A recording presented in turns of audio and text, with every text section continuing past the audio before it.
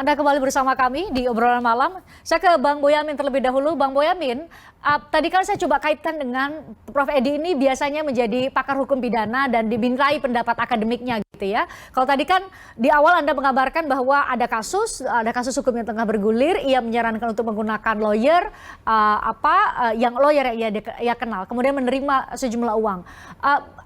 Apa atau bagaimana mengkonstruksikan penerimaan uang tersebut berhubungan dengan kapasitas beliau sebagai Wakil Menteri Hukum dan HAM dan posisinya sebagai Wakil Menteri Hukum dan HAM itu bisa mempengaruhi proses hukum yang tengah bergulir di kepolisian. Itu bagaimana mengkonstruksikannya, Bang Boyamin? Udah jadi sampai susah saya nyebutnya. Ya. Silakan, Bang.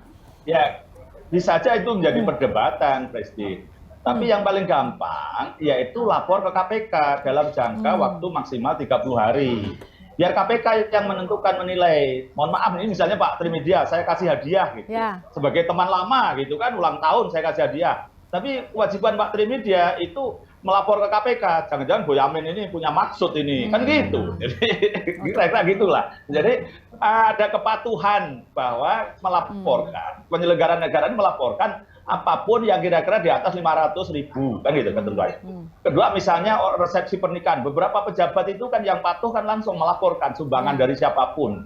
Nah itu loh maksudnya itu aja. Jadi biar clear sebenarnya Pak Edi Haryat ini sebenarnya maksudnya paham. Kalau beliau pada posisi itu mendapatkan katakanlah komisi dari lawyer tadi gitu kan, yang pertama itu 2 miliar, 4 miliar. Terus kemudian apapun yang menghubungkan itu adalah Pak Edi Haryat. Kemudian ya udahlah kita biasa lawyer, ketika ada orang membawa perkara kepada kita cukup besar ya yang membawa kita kasih 5%, 10% biasa aja begitu. Nah itu karena ini Pak Wamen ini posisi pejabat negara juga melaporkan gitu loh. Sebenarnya supaya clear aja bahwa itu ya karena beliau membawa klien baik, klien diberikan lawyer dan beliau dapat hadiah atau komisi bahkan itu ya sepanjang kemudian KPK menilai tidak ada kaitannya konflik kepentingan ya silakan diterima Prof. Tapi kan Profesor Edi ini dalam perjalanan sebagaimana berita-berita yang di kuasa hukum Helmut Hermawan, itu kan kenapa Helmut sampai bersedia berkonsultasi, ada yang mengajak dan bersedia, itu kan karena melihat kapasitas selaku ahli pidana, tapi juga sebagai mungkin pada posisi Wamenkumham yang dianggap punya kenalan pejabat-pejabat Polri, sehingga bisa memberikan penjelasan yang benar, bukan lobby lah kira-kira gitu. Nah, ini pun bisa menjadi perdebatan, wah jangan-jangan ini lobby kan jadi begitu kalau orang yang tidak suka atau memfitnah gitu kan. Nah itulah yang sebenarnya proses yang misalnya yang plotter pertama yang 4 miliar, tapi yang 3 miliar ini seperti ada janji akan mengupayakan ada SP3 oleh anak buahnya, tapi kan juga mencatut Profesor Edi juga. Nah ini yang ketiga tadi saya katakan karena itu berkaitan dengan kepentingan langsung Profesor Edi pengen jadi ketua umum BPPLT. Nah itulah yang kemudian bisa menjadi konflik kepentingannya nampak. Nah dari persoalan-persoalan ini saya melihatnya justru saya khawatir ini nanti kalau dirumuskan lebih jauh oleh KPK sebagai satu unofficial benefit gitu kan.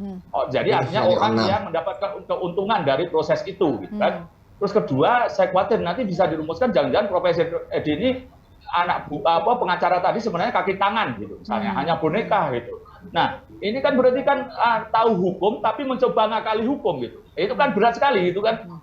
Saya terus terang aja sangat kecewa, ya sangat sedih gitu. Karena saya mengenal beliau itu zaman Ikatan Senat Mahasiswa Hukum beliau UGM, saya Universitas Muhammadiyah Surakarta waktu itu ada beberapa kegiatan beliau sangat aktif di Ikatan Senat Mahasiswa Fakultas Hukum. Bahkan UGM ya kita biasalah swasta melihat negeri kan juga agak mendongak kan gitu kan, ya hormat lah gitu kan. Dan apapun saya lulus 30 tahun, Profesor Pak Edi ini bahkan di usia muda sudah 38 tahun sudah jadi profesor.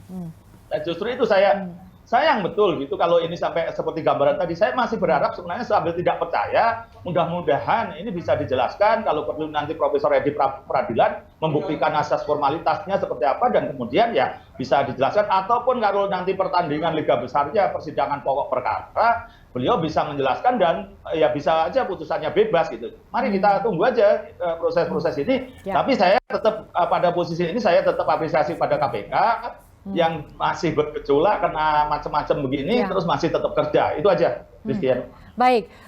Mas Yudi, tadi pertanyaannya serupa dengan ke Mas Boyamin, ke Bang Boyamin.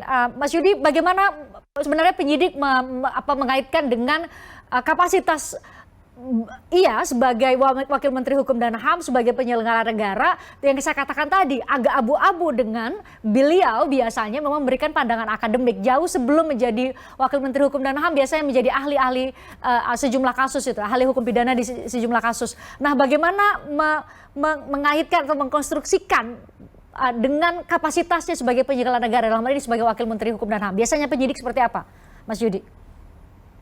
Saya tunggu gitu Mbak ya, bahwa penyelidik itu ya, itu kita hitam putih gitu. Ketika memang dia bersalah gitu kan, ketika dia tidak ya tidak gitu. Bahwa apa yang dilakukan oleh penyelidik, dia harus memenuhi semua unsur ya di pasal terkait dengan menerima suap ya, dan juga pasal gratifikasi. Kalau tidak unsur itu terpenuhi, maka tidak akan sempurna deliknya. Itulah sebabnya maka ya di sini ada beberapa hal yang perlu kita garis bawahi, bahwa pertama, sangkaan ini terkait dengan posisi beliau ya sebagai Wamenkumham, bukan sebagai yang lain, bukan sebagai ahli ya, atau bukan sebagai orang-orang yang kemudian dia cawe-cawe dalam urusan orang lain.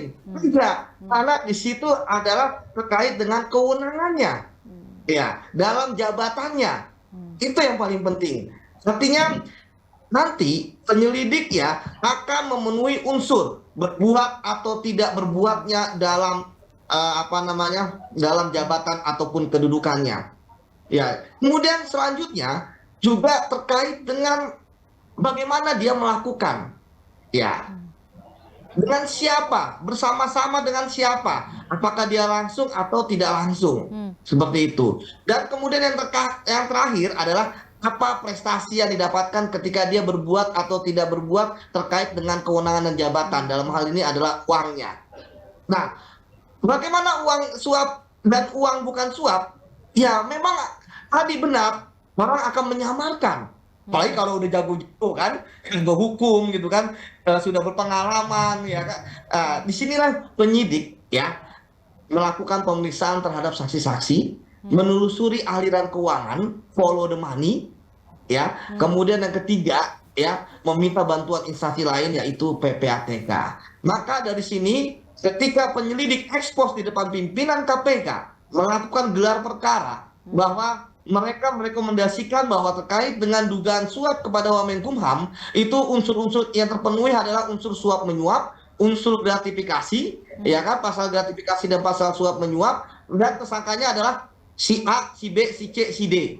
Nah, dalam hal ini kan kemarin katakan ada 4 ya, ada 3 sebagai penerima, ya kan, 1 sebagai pemberi. Artinya mereka sudah complete lah, sudah sempurna pasalnya sehingga pimpinan pun yakin, ya. Dan kemudian kemarin, emang ini agak unik kemarin ya, saya juga terkejut. Biasanya KPK mengumumkan tersangka, ya itu sudah ditahan gitu kan, fix sudah ditahan. Ini kemarin kok penahanan perkara apa, kok kemudian disebutkan bahwa Wamenkumham itu tersangka. Ini kan menarik, apalagi hanya di-spill bahwa hanya tersangkanya 4 orang, yang disebutkan yang jelas itu cuman Wamenkumham ya. Kemudian konstruksinya juga belum disampaikan pada KPK secara jelas. Jadi ini yang menarik menurut saya. Kok jarang-jarang KPK seperti ini ya. Padahal sebelumnya KPK selalu menunggu, walaupun sudah ada penggeledahan, ya selalu ada penyitaan, tapi mereka mengatakan kami belum bisa menyampaikan siapa tersangkanya. Tapi kemarin sudah. Ini yang menjadi tanda tanya gitu ya. Walaupun ya sebenarnya kan itu hanya kebijakan. Tapi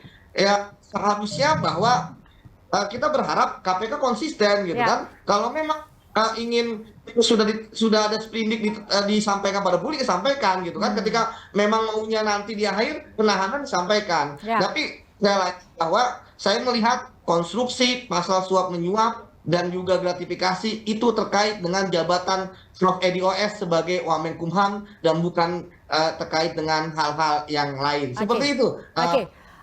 Bang Boyamin tadi senyum-senyum soal tadi pertanyaannya dari Mas Yudi bahwa kenapa biasanya karena kebiasaan biasanya KPK mengumumkan tersangkanya sudah di belakang dan biasanya ditunjukkan juga kepada wartawan sehingga kami bisa menyiarkan. Menurut Anda dalam konteks kasus ini kenapa di luar dari kebiasaan, Mas Boyamin? Ya, yang sebenarnya membuat aturan pengumuman tersangka bersama paksa itu kan Pak Firly kan gitu kan. Nah, kemudian Pak Firly kemarin di Aceh hampir seminggu. Nah, kemudian mungkin barangkali komando Pak Firly ini sudah mengendor karena ada urusan di Polda, sehingga kemudian pimpinan yang lain nggak masalah, memang sudah ada SPDP, sudah ada bahkan sebenarnya sudah ada tersangka, ya diumumkan juga nggak masalah toh. Dalam jangka waktu SPDP itu 7 hari sudah harus diberikan. Dengan kalimat rahasia khawatir melarikan diri, orangnya juga bisa melarikan diri, apa masalahnya gitu. Jadi ini menurut saya ini ada sisi lain gitu loh, tadi saya ketawa-ketawa. Masih Christian. Ya, oh gitu ya. Oke, Bang Trimedia tadi kan mengapresiasi sebenarnya di tengah gejolak yang terjadi di KPK masih ada proses ini. Tapi Bang Trimedia tadi ada yang disinggung oleh Mas Yudi bahwa tadi di luar dari kebiasaan biasanya pengumuman tersangka itu disertai juga dengan memperlihatkan atau menunjukkan tersangkanya. Kalau Mas Boyamin sudah punya jawabannya atau dugaannya lah minimal. Kalau menurut Bang Trimedia kenapa terjadi seperti ini? Pertama, menurut saya kita fokus kepada goalnya. Sama yang saya sampaikan tadi, penetapan tersangka kepada Prof. Edi itu langkah maju dari sebuah kinerja KPK. Wamenkumham loh yang dijadikan tersangka. Sama seperti saya sampaikan tadi, beliau ini dipercaya oleh Presiden Jokowi jadi Wamenkumham, latar belakangnya bukan orang parpol. Dia ini latar belakangnya akademisi. Berarti dia cukup dekat dengan kalangan istana. Kedua, KPK berani menetapkan tersangka. Saya pikir penetapan itu justru sebaliknya dengan apa yang disampaikan oleh Pak Yudi dengan Pak Bonyamin. Justru KPK ingin cepat, ya. Kita tidak tahu, sama seperti yang kita baca di majalah Tempo, ada juga oknum-oknum di dalam KPK itu yang mencoba menahannya, tapi tetap diumumkan sebelum beliau dipanggil. Saya tidak tahu ya, sepanjang yang saya ketahui, selain datang melakukan klarifikasi, Prof. Edi ini belum pernah diperiksa sebagai tersangka. Kemudian KPK menetapkan langsung diumumkan sebagai tersangka. Ini saya ikuti dari kasus ini, karena sebagai pejabat negara, kalau dia diperiksa aja pasti itu akan ramai. Dan keempat, saya justru berpikir sebaliknya, ditetapkan Pak Edi ini, Prof. Edi ini jadi tersangka, apakah tidak menutup kemungkinan menggeser dari isu-isu yang lain? Jadi kan sekarang kita sudah 2 hari bicara soal Prof. Ed. Sehingga kita agak lupa yang juga dipersoalkan oleh Pak Yudi sama Pak Bonyamin itu. Nah, saya malah justru sebaliknya berpikir itu, sehingga KPK tanpa memanggil beliau langsung jadi tersangka karena sudah ditingkatkan ke penyidikan, langsung mengumumkan sebagai tersangka. Nah, saya justru berpikir seperti itu. Tapi kalau ditanyakan soal kinerja tadi, mudah-mudahan suara saya jelas, Mbak, karena saya sendiri sedang di Balige, di dapil saya Kabupaten Toba. Dan Prof. Ed itu hari Rabu yang lalu seminar di Kabupaten Toba ini, ya, bersama Pak Luhut Pangaribuan dan yang lain-lain, seminar internasional. Dan kita berharap di Kemenkumham ini tidak mengganggu kinerjanya.